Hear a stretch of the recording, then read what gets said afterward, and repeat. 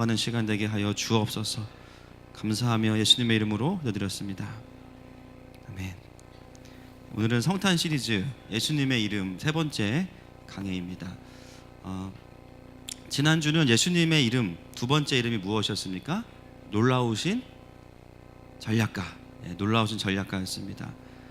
적용만 우리가 한 번 더 생각해 본다면 우리 주님은 놀라우신 전략가세요. 아멘이십니까? 그 놀랍다는 것은 우리가 상상하는 수준을 뛰어넘는 것이죠. 그리고 우리가 기대할 수 없는 방식으로 때로는 일하시는 반전의 하나님. 근데 그 하나님을 경험할 수 있는 사람은 어떤 사람인가? 따라합시다. 순종하는 사람. 오늘의 순종이 있는 사람이 내일의 하나님의 일하심을 경험해요. 믿으십니까? 제가 참 많이 받는 그 기도 제목 부탁이 있는데요. 이런 기도 제목을 많이 이제 부탁들 하십니다. 그 기도 제목이 틀렸다는 거 아니니까 오해하지 마세요. 목사님, 이번에 이 아이템 하나만 잘 되면 제가 한번 하나님께 크게 쏘겠습니다. 목사님, 제가 이번에 로또를 한 50장 긁었는데요. 기도해 주십시오. 이번에 결혼만 잘하면 여자친구 내가 부자여서 제가 크게 한턱 쏘겠습니다. 이 사업만 잘 되면 예배당 크게 짓겠습니다. 이런 기도 부탁을 많이 듣습니다. 그 마음이 참 나쁜 마음이 아니죠. 또 실제로 그렇게 주님이 축복하셔서 쓰임받는 분들도 있고요. 저는 여러분들이 다 그렇게 쓰임받기를 축복합니다. 싫으신가 봐요. 그렇죠? 근데 중요한 건 뭔지 아십니까? 그 사람이 그렇게 말하는 것이 진짜인지 가짜인지 저는 모르거든요. 근데 주님은 아세요. 근데 우리도 조금은 알 수 있어요. 무엇을 통해서 알 수 있냐면 지금 그 사람이 신앙생활을 어떻게 하는지를 보면 알 수 있습니다. 그렇게 기도 부탁은 하면서 예배 하나 사수하는 것도 쉽지 않다. 굉장히 잘 되고 나서 주님께 드리기 쉽지 않을 수 있습니다. 이해가 되시죠? 오늘 하나님 앞에서의 우선순위를 지키기 힘든 사람이 더 큰 돈과 큰 권력 앞에서 하나님을 선택하는 것은 더 어려운 일이에요. 동의하십니까? 그 사람이 정말 물질의 축복을 원하면요, 지금 재정을 어떻게 쓰는지를 보면 알 수 있어요. 주님은 정확하십니다. 동의하십니까? 평소에 하나님께 우선순위가 확실한 사람도 지켜보면 삶의 변화가 오고 축복이 오면 마음을 못 지키는 분들이 수두룩해요. 그렇게 훌륭했던 어떤 목사님이, 저는 훌륭해지기 싫습니다. 그렇게 훌륭했던 어떤 권사님이, 그렇게 겸손했던 어떤 집사님이 그렇게 축복을 받더니 변했어. 그때 그 겸손한 모습은 없어졌네. 평소에 하나님 앞에 잘 살아내던 사람들도 하나님이 주시는 축복 앞에서 마음을 지키기가 힘든데, 지금도 우리가 가진 게 없잖아요. 지금도 못 지키는데 나중에 어떻게 지킬 수 있겠습니까? 쉽지 않습니다.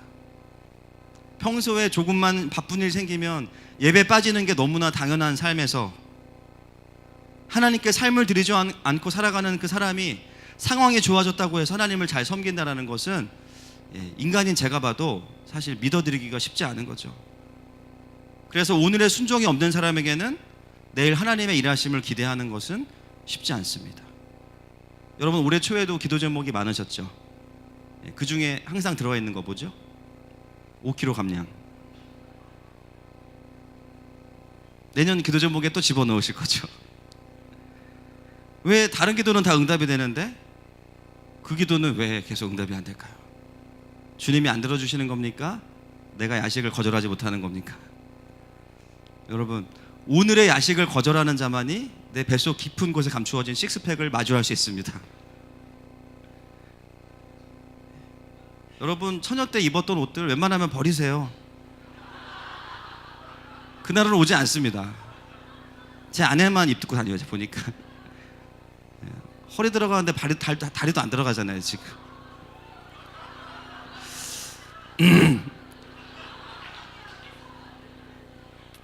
제가 너무 민감한 부분을 죄송합니다. 제가 뭐 불가능한 건 아닌데 이제 그날이 쉽지 않고 오기가, 그리고 주님이 제가 봤을 때 더 빨리 오실 것 같아요. 하여튼 너무 또 건강한 게 중요하죠. 할렐루야. 자, 넘어가겠습니다. 살 뺀다고 힘들어지는 것보다 건강한 게 중요합니다. 마태복음 25장으로 넘어가겠습니다. 마태복음 25장 14절. 마태복음 25장 14절에 보시면 여러분 다 아는 비유가 나와요. 무슨 비유냐면 달란트 비유입니다. 한 사람이 타국에 가면서 종들에게 달란트를 맡기죠. 5달란트, 2달란트, 1달란트. 다시 주인이 돌아왔을 때 5달란트를 맡은 종은 어떻게 해요? 5달란트를 남기고요. 2달란트를 받은 종은 2달란트를 남기고 1달란트를 받은 종은 그냥 감추어 둡니다. 그때 주인이 누구를 칭찬하죠? 정확하게 말씀해 보세요. 5달란트, 2달란트. 평가가 똑같아요? 달라요? 똑같습니다. 여러분, 이 주인이 선한 주인이에요.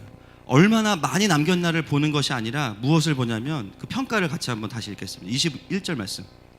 25장 21절 시작. 그 주인이 이르되 잘하였도다 착하고 충성된 종아 내가 적은 일에 충성하였으며 내가 많은 것을 내게 맡기리니 내 주인의 즐거움에 참여할지어다 하고. 정확하게 그 칭찬이 똑같아요.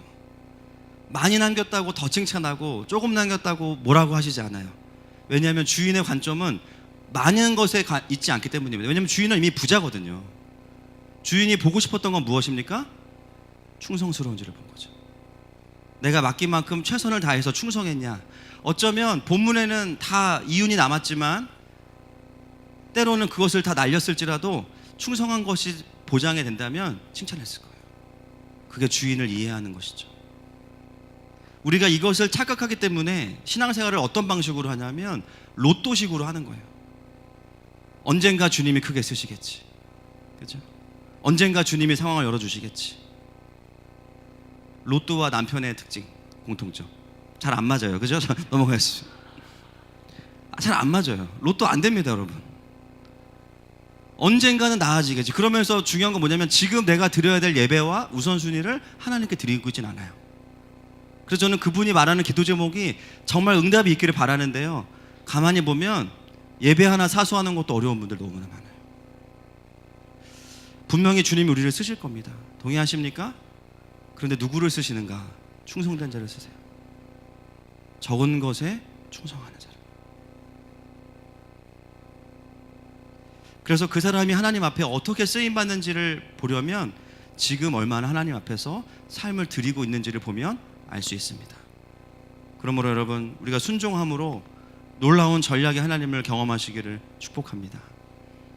오늘은 전능하신 하나님입니다. 전능하신 하나님. 1차적으로 전능하다는 것은 무엇을 의미하냐면 불가능한 게 없다는 거죠. 모든 것을 할 수 있습니다.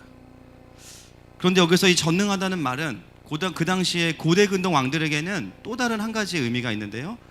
더 구체적으로 본다면 자신들의 백성을 지켜줄 능력을 가진 왕을 향해서 쓰는 말이 전능하다라는 뜻입니다.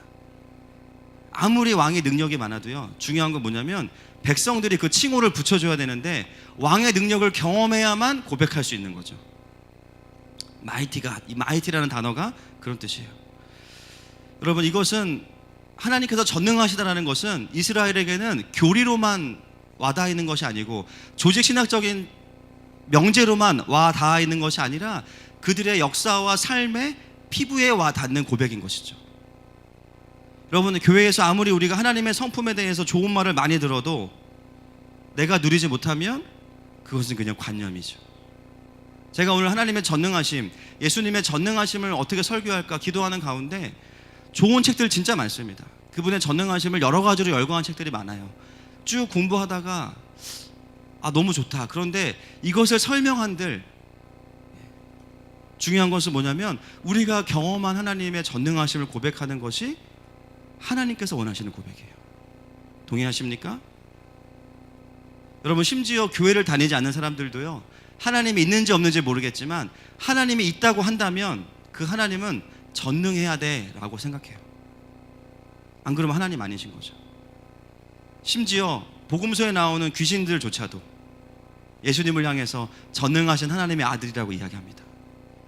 여러분, 그 지식을 고백하는 것은 교회를 다니지 않는 사람도 귀신도 그리고 우리도 공통적으로 알고 있는 사실이에요. 동의하십니까? 그런데 우리와 그들과의 차이점은 무엇이냐면 우리는 그것을 경험한다는 거예요. 자녀이기 때문에. 얼마나 우리가 하나님의 전능하심을 누리고 있습니까? 저도 사실 하나님의 전능하심을 다 경험해 보진 못했어요. 여러분 천지창조할 때 보신 분 손 들어보세요. 손 드신 분들은 옆에서 좀 기도해 주시길 바랍니다. BTS를 아직 본인 창조 안 됐거든요 지금, 그죠? 아담 갈비뼈 뽑는 거 보신 분? 아우 징그러. 없으시죠? 홍해 가르는 거 보신 분? 주님이 바람으로 쫙 아쿠아리움, 그죠? 보신 분 없으시죠? 저도 못 봤습니다.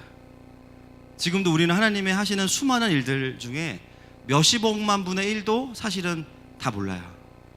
그런데요, 신앙생활하면서 정말 재밌는 것을 하나 발견했는데, 놀랍게도 하나님의 전능하심에 비하면 굉장히 작은 건데도 우리는 그 작은 일하심을 경험하고도 어떤 하나님을 찬양합니까?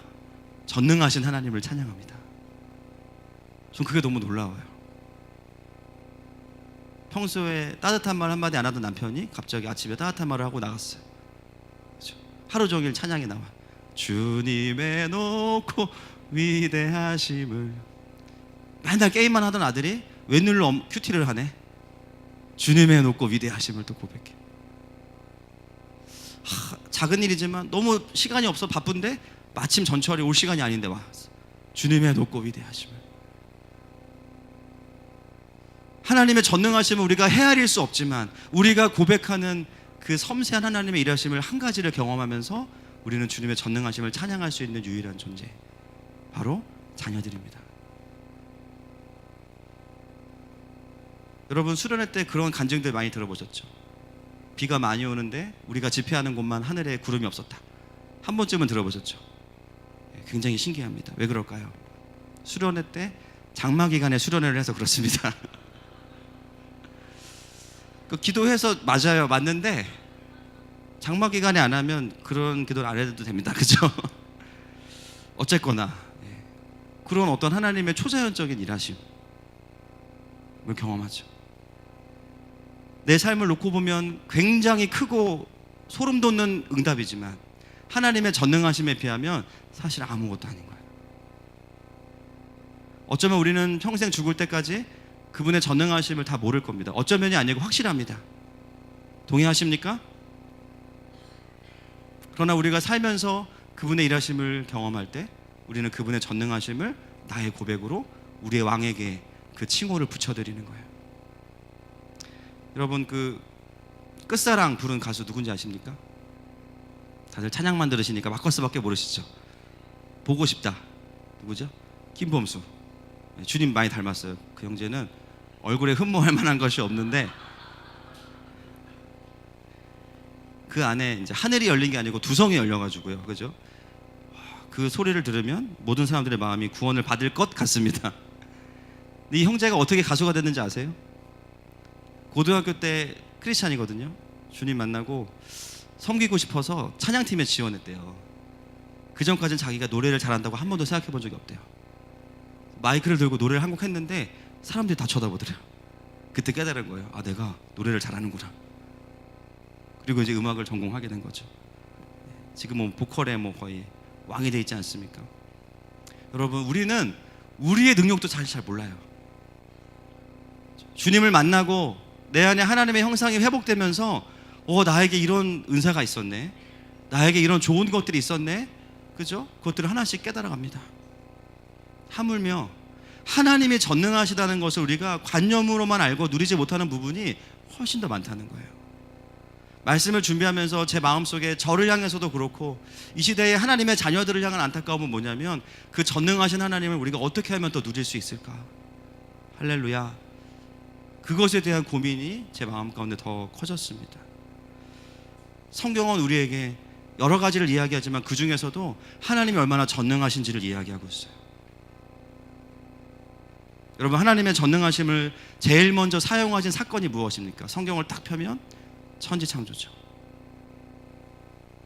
여러분 하나님께서 왜 천지를 창조하셨습니까? 우리와 사랑의 관계를 누리시기 위해서. 부족하셔서 창조하신 게 아니에요.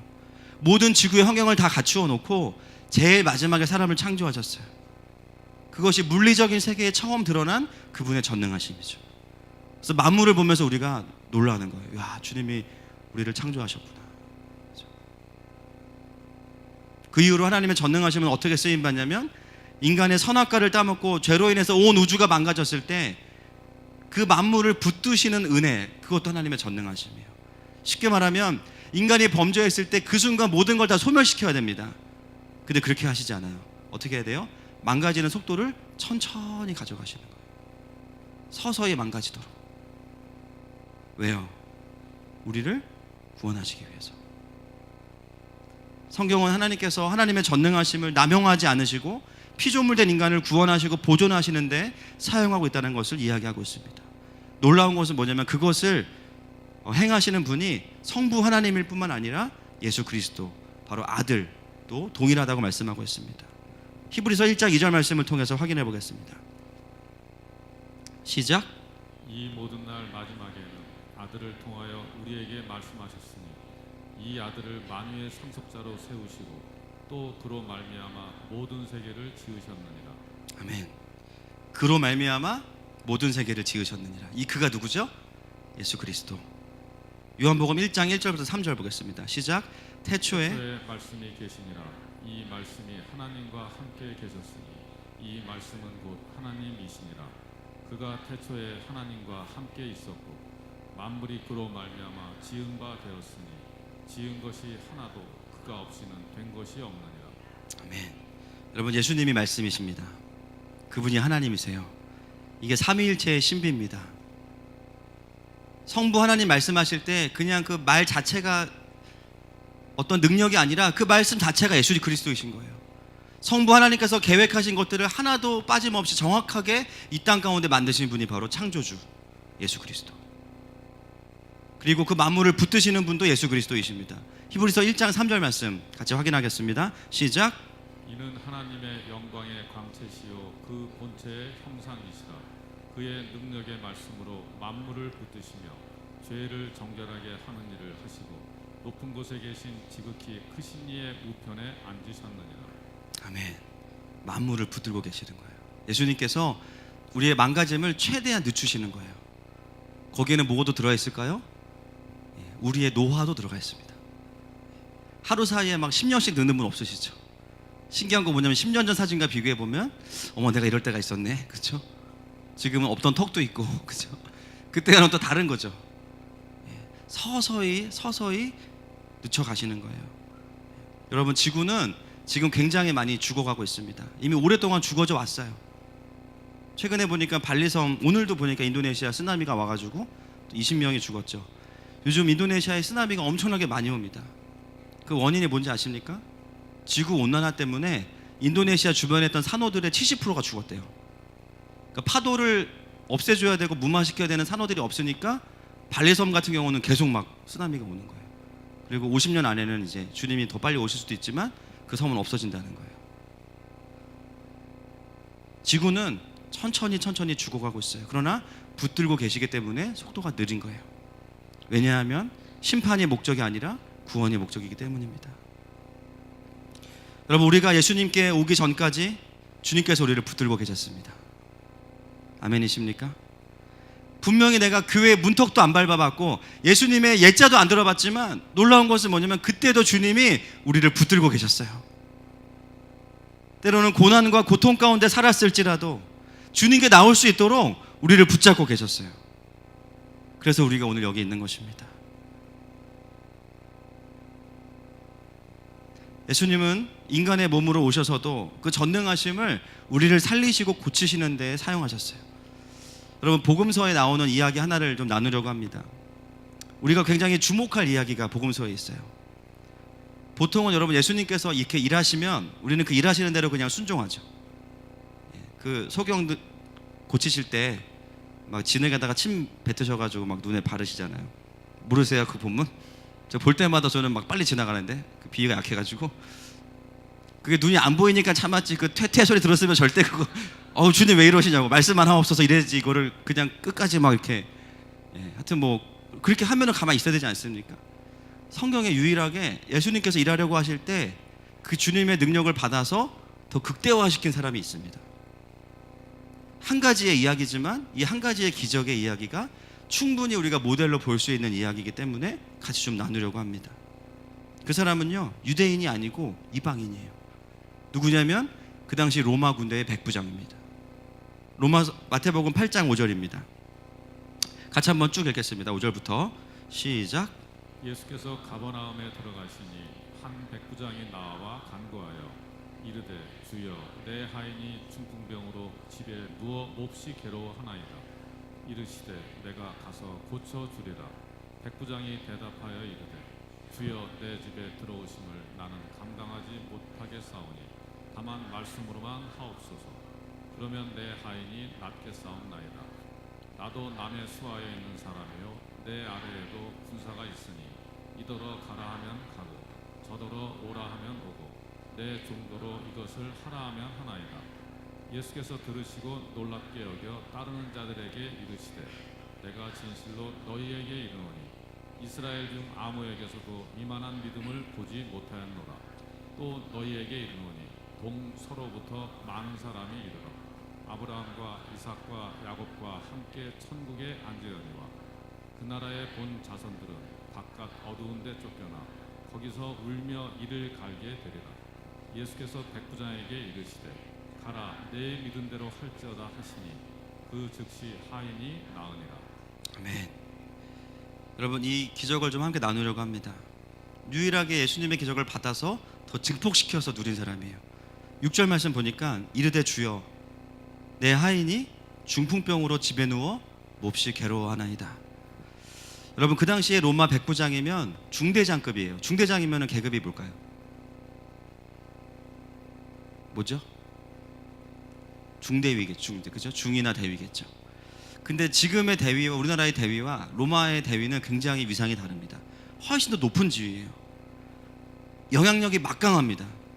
놀라운 것은 그 대위가, 그 로마의 백부장이 자기 가족도 아니고 본문에 보니까 누구예요? 종, 하인이죠. 근데 그 하인이 어떤 상황이에요? 중풍병으로 몹시 괴로워합니다. 이 사건이 누가복음 7장과 요한복음에 똑같이 있는데요, 요한복음은 매우 달라요. 그런데 이 종이라는 단어가 조금 특별한 단어를 썼습니다. 다르게 번역하면 아들이라는 뜻이에요. 그래서 이 단어를 딱 들으면요, 종이라는 이미지와 아들이라는 이미지가 같이 섞여 있는 단어고요. 그리고 누가복음은 사랑하시는 종이라고 나옵니다. 사랑하는 종. 여러분, 오늘 예수님께 나온 이 백부장은요, 어떤 마음을 가지고 나왔습니까? 긍휼함을 가지고 나왔어요. 단순히 그냥 일하는 종이 아파서 써먹을 수 없으니까 예수님 도움받아서 고쳐가지고 또 부려먹어야지, 이런 마음이 아니에요. 자식과 같이 사랑하는 마음을 가지고 예수님께 나왔어요. 여러분, 이것이 누구의 마음일까요? 이것은 예수님의 마음이고 하나님 아버지의 마음이에요. 오늘 우리가 보진 않겠지만 예수님의 그 다음 이름이 뭐냐면 영존하시는 아버지예요. 영존하다는 것은 뭐냐면 모든 세대에 동일하다. 할렐루야. 모든 세대의 아버지래요. 아들로 오신 예수님이 아버지시래요. 어떻게 그것이 가능합니까? 그분은 아들이지만 아버지의 마음으로 오셨기 때문이에요. 아버지를 대신해서 오셨기 때문이에요. 그래서 예수님이 어디에 약하시냐면요, 아비의 마음을 가진 자들에게는 굉장히 약하신 거예요. 그 자기가 사랑하는 아들과 같은 종이 중풍병으로 알아누웠어요. 그러면 얼마나 많은 의사들을 데려다가 고치려고 했겠습니까? 근데 불가능한 거예요. 근데 예수님께 그 사랑하는 종을 마음에 품고 나와서 엎드립니다. 근데 그 부탁을 예수님이 거절하지 않으신 거죠. 여러분, 주님이 우리를 부르시는 가장 큰 증거가 무엇인지 아십니까? 우리에게 긍휼한 마음을 주시는 거예요. 긍휼한 마음을 주시는 거예요. 사람마다 어떤 영혼을 향해서, 어떤 사역을 향해서, 어떤 영역을 향해서 특별히 눈물을 많이 주시는 부분들이 다 있어요. 그 사람 기도만 하면 눈물이 막 수도꼭지 열린 것처럼 막 나면서 마음이 너무 아픈 거예요. 내가 정말 첫사랑하고 헤어지고도 이렇게 울어본 적이 없는데, 저 사람 누군지도 모르는데 내가 저 사람 위해서 기도하는데 왜 이렇게 눈물이 날까? 어떤 기도 제목은 나랑 아무 상관이 없는 것 같은데 그냥 그 기도 제목을 듣는 순간 눈물이 미친 듯이 쏟아지면서 막 눈물 콧물이 다 나면서 마음이 아픈 거예요. 여러분, 그 기도는요, 응답되는 기도입니다. 북한을 위해서 기도하는데 한 번도 가본 적이 없는데 하나님의 긍휼한 마음을 막 쏟아부어 주시는 거예요. 그 기도는 이미 하나님의 마음과 연결되어 있는 기도예요. 하나님은 항상 하나님의 일들을 행하실 때 가장 먼저 눈물을 주십니다. 동의하십니까? 느헤미야 1장 1절부터 3절까지 보겠습니다. 2절부터 3절까지 시작.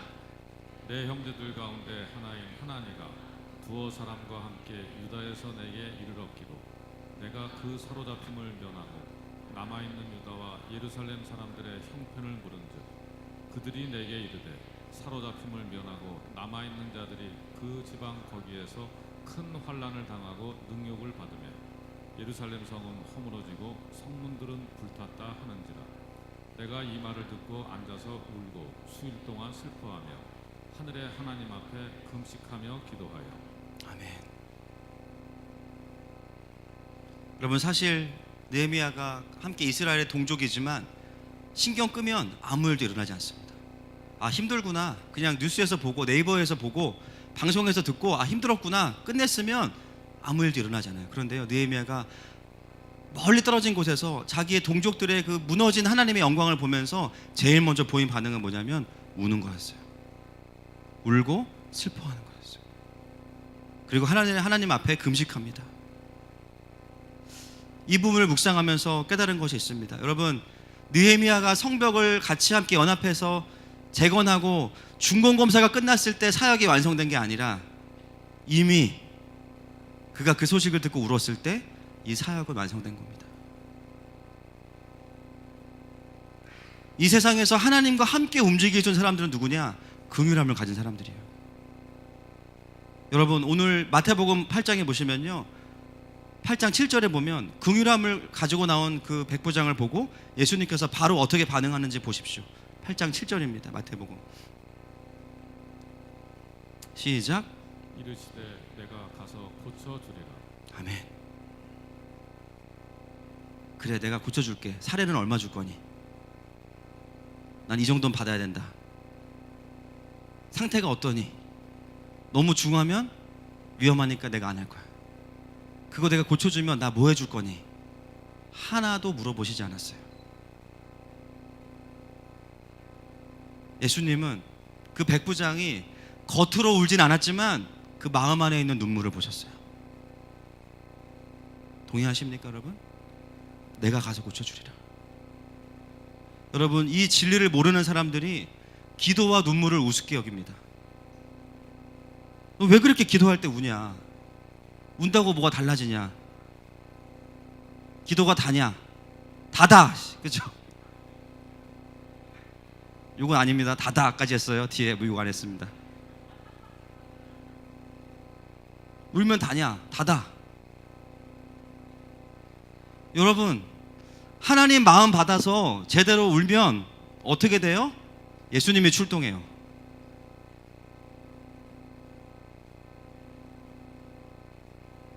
내가 가서 고쳐주겠다.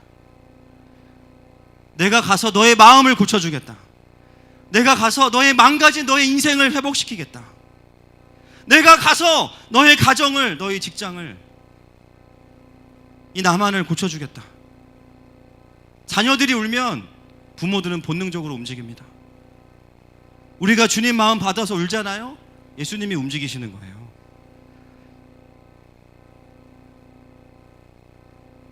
예수님을 협박한들, 돈을 많이 들인들 주님을 우리가 움직일 수 있습니까?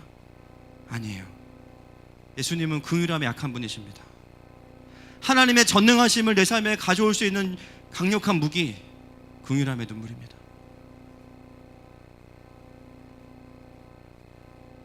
눈물은 크게 네 종류가 있죠. 첫째는 애통함이에요. 상함과 슬픔. 내 마음의 상처로 인한 상함과 슬픔. 두 번째, 회개와 기쁨의 눈물. 이것은 결과로 주시는 눈물이죠. 세 번째는 뭐냐면 긍휼함이에요. 다른 영혼들을 보면서 하나님이 주시는 긍휼함. 네 번째는 뭘까요? 하품. 지금도 우는 분들이 몇 분 계세요. 그래서 말씀드리는 거예요. 여러분, 그리스도인이라고 하면서 예배 중에 하품하다가 눈물 흘리는 거 말고 난 그거밖에 모른다 회개하십시오. 회개하세요. 눈 찌르기 전에 회개하세요. 여러분, 그리스도인이라면 흘려야 되는 눈물은 당연히 애통함과 긍휼함의 눈물이 있어야 돼요. 동의하십니까? 적어도 긍휼함과 애통함의 눈물이 있는 사람들은 주님과 함께 일해본 경험이 있는 사람들이에요. 아, 주님이 이렇게 일하시는구나. 교회 와서 울면서 기도하시는 분들 제가 중간에 뭐 이렇게 불러가지고 인터뷰 해보진 않지만, 인터뷰 해본다고 한다면, 그죠? 하진 않습니다. 여러분 걱정하지 마십시오. 피차 안 되기 때문에 그때는 왜 우십니까 물어본다면 뭐라고 대답하시겠어요? 가장 많은 첫 번째, 인생이 너무 힘들어서요. 이유는 좀 다르겠지만 사는 게 너무 힘들어서요. 그게 뭐 자식 때문이든 뭐 누구 때문이든, 남편 때문이든 아내 때문이든 회사 때문이든 아니면 나 때문이든, 그래서 우시는 거예요. 두 번째, 그런 나 같은 사람 때문에 또 우는 거예요. 우리는 두 가지예요. 나 때문에 울든지 쟤 때문에 울든지 두 가지 하네요. 그렇죠? 첫째를 우리는 애통이라고 부르고요, 두 번째는 긍휼이라고 부르는 겁니다. 동일한 거예요. 대상이 다르지만. 그런데 우리가 하나님의 앞에서 그런 마음을 받아서 울면 주님의 마음을 움직이는 거예요. 그래서 무서운 그리스도인은요, 목소리가 큰 사람들이 아니에요. 눈물이 많은 그리스도인들이 진짜 무서운 사람들입니다. 예배할 때 많이 우시는 분들 계시죠? 친하게 지내지 마세요. 무서운 분들이. 무서운 교회 어떤 교회일까요? 큰 교회, 돈 많은 교회? 부럽습니다. 그렇죠? 그런데 그것보다 무서운 교회는 눈물이 많은 교회입니다. 왜요? 울다 보면 주님이 엄청 일하시기 때문이에요.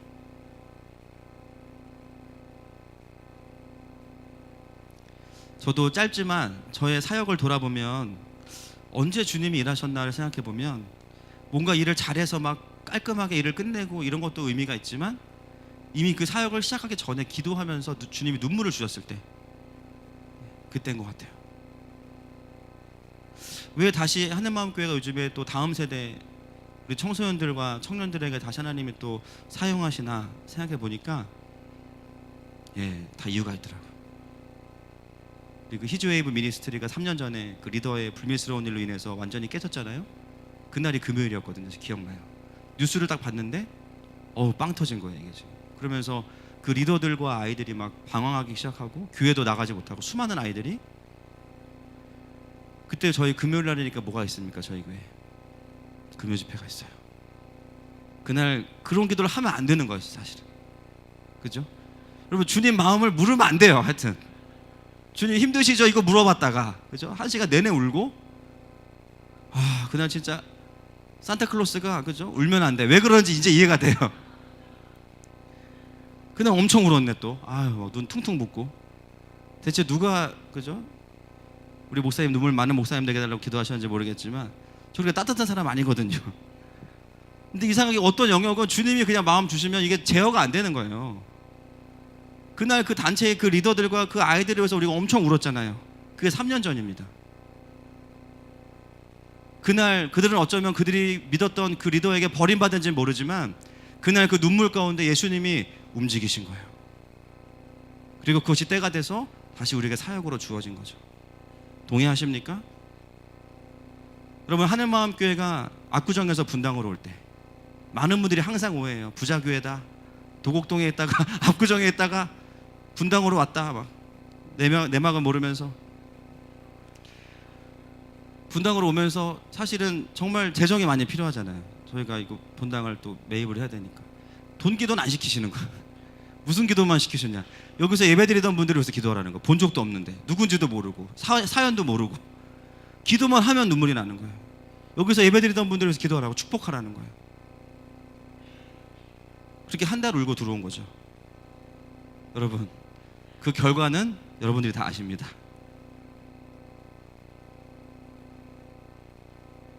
여러분, 우리를 주님께서 울리실 때는 주님께서 일하시겠다라는 강력한 증거예요.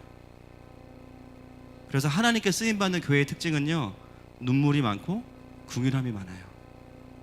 효율은 좀 떨어져요. 눈물이 많고 긍휼함이 많아요. 어떤 분들은 목사님, 저는 이성적이라 아무리 기도회 때 눈물을 쥐어짜도 안 나와요. 저도 이성적입니다, 여러분. 이성주의의 완벽주의 아시죠? 그죠? 한치의 오차도 없는 사람. 이 웃음의 의미가 무엇인지 잘 모르겠습니다. 제가 지금 드리는 말씀은 어떤 성향의 눈물이 아니에요. 내 안에 하나님 아버지가 계실 때 주시는 눈물을 말씀드리는 거예요. 이 눈물은 감정에서 나오는 것이 아닙니다. 내 안에 있는 그리스도로부터 나오는 것입니다. 내 안에 있는 아버지께서 세상을 바라보시면서 흘리는 눈물이 어느 순간 내 눈물이 되는 거예요. 그렇게 다른 누군가를 위해서 울어줄 수 있는 교회, 그 교회가 예수님이 일하시는 교회입니다. 그 눈물이 예수님의 전능하심을 경험하게 하는 거예요. 여러분, 예수님 약속하셨죠. 애통하는 자는 복이 있나니 그들이 위로를 받을 것이며, 긍휼히 여기는 자는 복이 있나니 그들이 긍휼히 여김을 받을 것이며. 애통과 긍휼은 능력입니다, 여러분. 왜 구약의 선지자들에게 하나님께서 이스라엘의 멸망을 미리 말씀하셨겠어요? 네가 좀 해결해라, 그런 걸까요? 아니에요. 한 가지예요. 울어라. 내 마음이 그렇다. 나 저들을 진멸시키고 싶지 않아. 먼저 좀 울어주면 안 되겠니? 내 마음 알아줄 사람 필요한데. 예레미야야, 네가 좀 울어주면 안 되겠니? 이사야서에 보면은 범죄하는 하나님의 백성을 향한 하나님의 첫 번째 반응은 진노와 분노가 아닙니다. 슬픔이에요. 죄 가운데 있는 우리를 바라보시는 하나님의 첫 번째 반응, 진노와 분노가 아니에요. 슬픔이에요. 저 아들이 저 딸이 얼마나 저 죄 가운데 힘들고 외로울까. 내가 빨리 가서 구원해야 되는데 누가 저 영혼을 위해서 울어줄까. 그들이 바로 선지자였던 것이죠. 하나님은 이스라엘을 향한 긍휼함의 회복을 선지자들에게 보기 원하셨던 거죠. 그래서 예레미야의 별명은 눈물의 선지자입니다. 여러분, 아무리 우리에게 좋은 건물과 좋은 재정이 주어진다 해도 눈물을 잃어버린 교회는요, 생명을 잃어버린 겁니다. 맞습니까? 하늘마음교회는요, 눈물을 지켜야 돼요. 애통과 긍휼함을 잃어버리면 다 잃어버린 겁니다. 제가 한 달 전에 그 동탄에 어떤 교회를 방문한 적이 있습니다.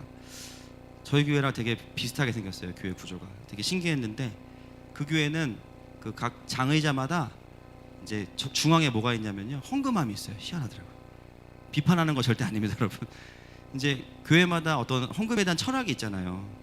예, 뭐 어떤 기도원은 이렇게 집회 중에 그 기도원 전사님들이 헌금함을 이렇게 들고 이렇게 서 계셔요. 한 수십 명이. 그래서 은혜 받는 분들한테는 다가오세요, 이렇게. 그래서 이제 은혜 받아도 절대 안 울거든요. 저는 탁 예배드리고 딴 데 보면서 눈물 닦고 막 이렇게 하는데, 그냥 불꽃같이 지키고 있으니까 누가 은혜 받나. 왜냐하면 은혜 받을 때 뭐 고백하라는 거겠죠. 그거 뭐 나쁘다고 볼 수는 없습니다. 그 교회도 뭔가 이렇게 장의자마다 헌금함이 이렇게 봉투가 있어요. 예, 이해가 됩니다. 그런데 제가 그걸 보고 저희 교회 왔는데 진짜 웃긴 걸 발견했어요. 우리 교회는 그 자리에 뭐가 있을까요? 휴지가 있어요. 저희 교회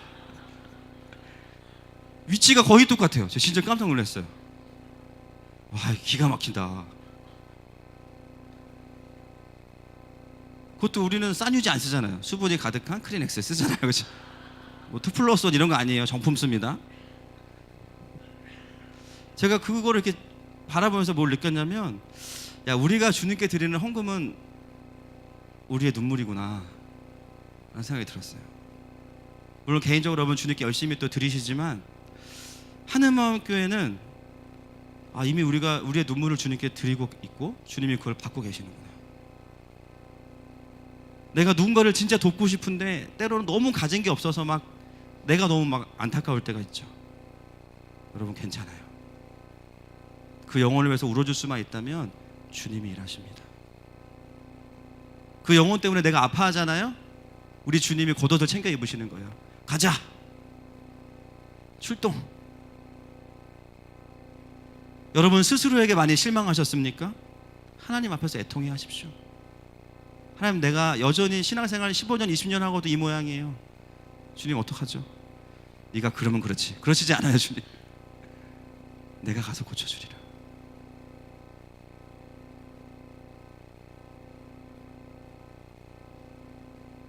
다음 세대를 바라보면서 할 수 있는 게 아무것도 없어. 청소년 사역을 너무 하고 싶은데 청소년들이 날 싫어해. 막 설교하면 애들 막 주님 만나러 가고 막, 그죠? 막 유체 이탈하고 막 누워 있고 할 수 있는 게 없어. 할 수 있는 거 한 가지, 그들을 위해 우는 거예요. 그러면 주님이 그들에게 가십니다. 그래서 저는 그날 내년 저희 교회 목회 목표를 좀 잡았어요. 보통 교회들은 뭐 1인당 2명 전도해서 뭐 배가 부흥하자 이런 거 하잖아요. 저희는 이제 정했는데 올해 우리가 휴지 소비의 2배를 내년에 달성합시다.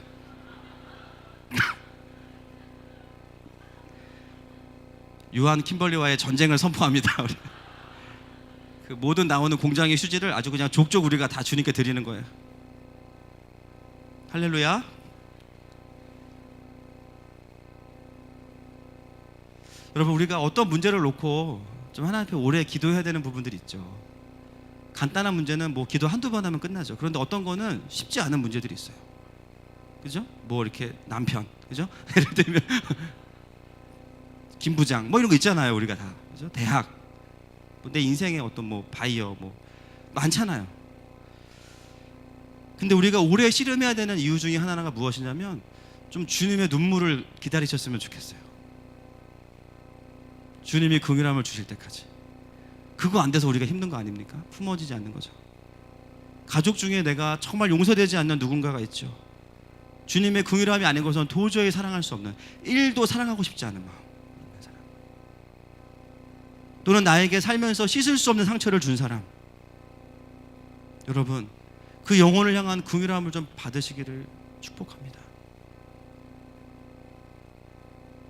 그래서 성탄 시즌에 우리가 많이 들뜰 수 있지만 저는 그 어느 때보다 우리가 주님의 눈물을 회복하기를 축복해요. 8절 넘어가겠습니다. 시작. 백부장이 대답하여 이르되 주여 내 집에 들어오심을 나는 감당하지 못하겠사오니 다만 말씀으로만 하옵소서. 그러면 내 하인이 낫겠사옵나이다. 아멘. 여러분, 백부장의 지위는 굉장히 높습니다. 얼마나 많은 리더들과 함께 교제하겠어요? 그런데 그가 웬 듣보잡 청년인 예수라는 청년한테 와가지고 호칭을 보세요. 뭐라고 부릅니까? 주여. 이 주라는 말은 그 당시에 황제에게 쓰는 호칭이에요.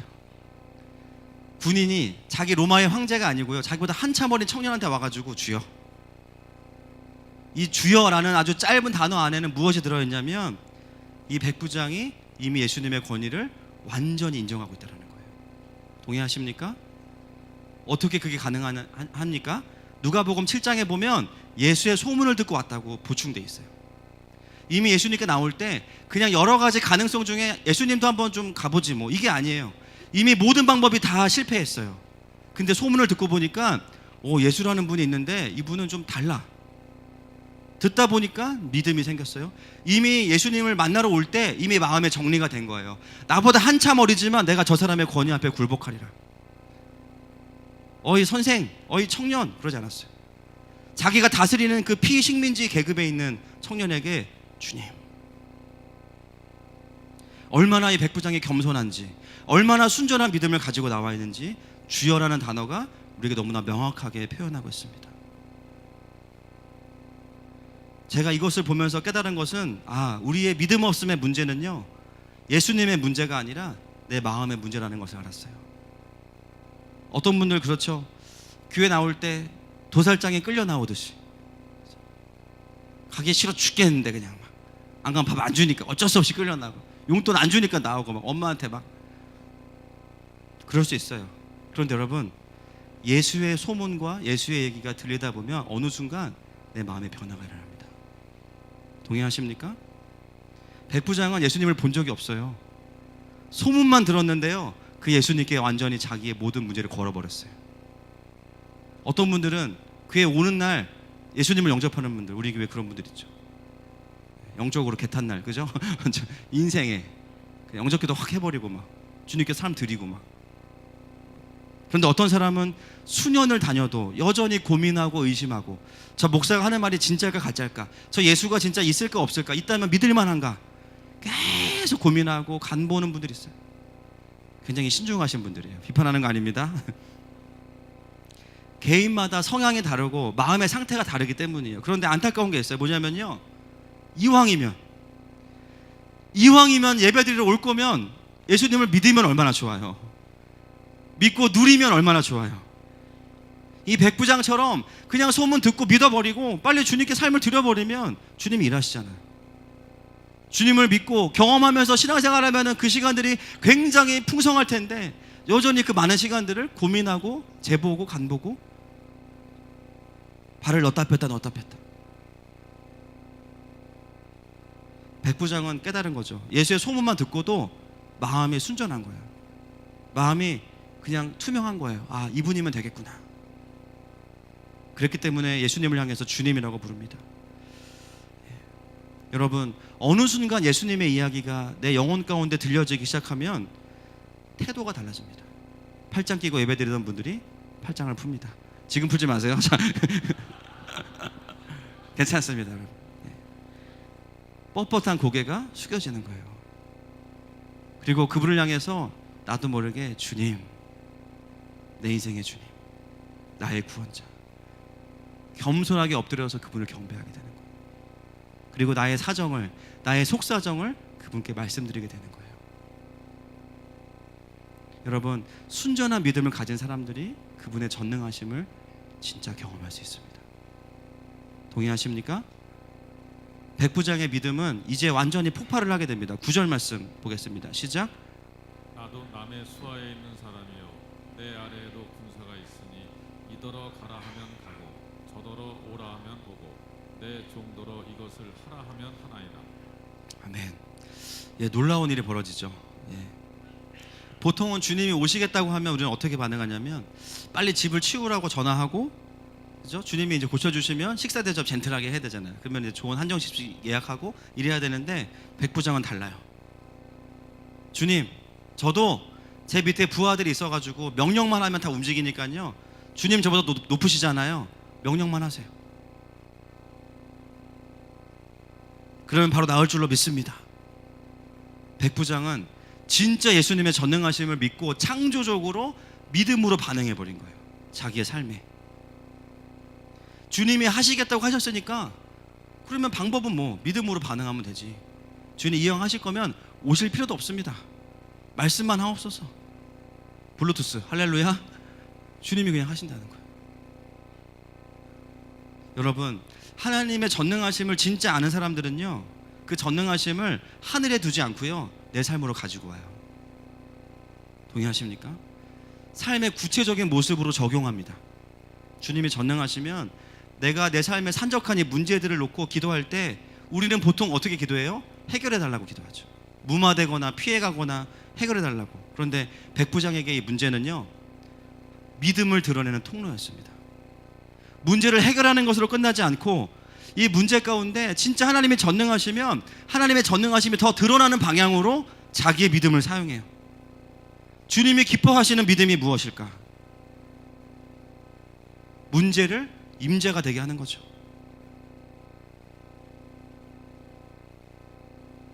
아이들과 예배하는 것이 이제 두렵습니다. 내년에 벌써 제가 청소년들 설교 스케줄이 저의 어떤 동의와 상관없이 뭐 잡히고 있어요.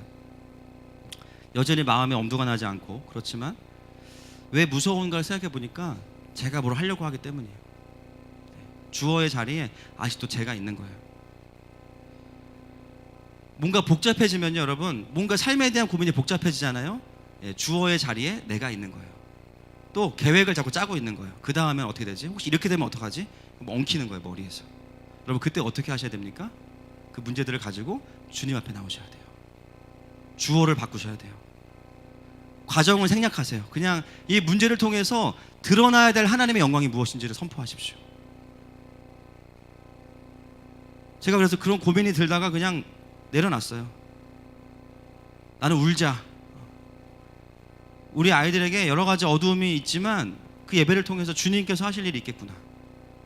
그 아이들의 두려움과 묶임을 푸시겠구나.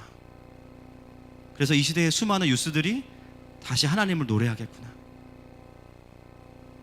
하늘마음교회는 어떻게 앞으로 또 갈지 모르겠지만 좌우지간 이 대한민국에서 모든 세대와 단체들을 연결하는 건강한 강소교회, 등대교회가 되겠구나.